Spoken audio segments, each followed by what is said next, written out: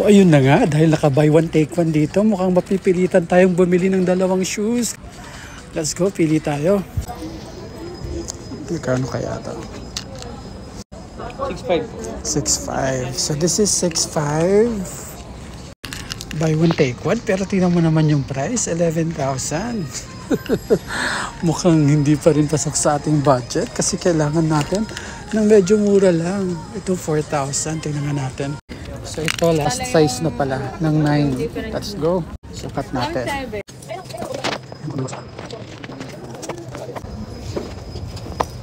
Okay. So okay na to guys. This is 6,500. So maghanap pa tayo ng isang shoes na ganong amount din. Let's go.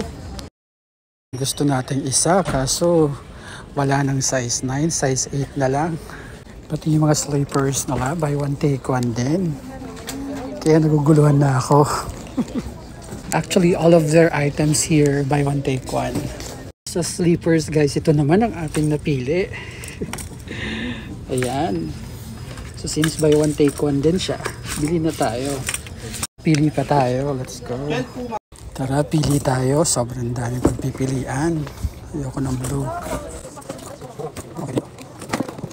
Ito parang gusto ko rin ito eh. Okay, review natin yung mga pinakuha natin bago tayo magbayad. Ayan, so buy one take one na to. Itong slippers ang kinuha natin. And bumili din tayo ng medyas. Buy one take one din yan. 800 tapos 1.7 itong shoes. 2.5 na. Plus ito buy one take one. 6.5. Okay, mga 9,000 ang babayaran natin. Let's go! So ito yung mukha ng sobrang nahirapan pamili. Pero dahil magsasara na sila, 9 PM na, tara, magbayad na tayo. Let's go. Ito po, patong na lang po lahat. Ayan. Payment.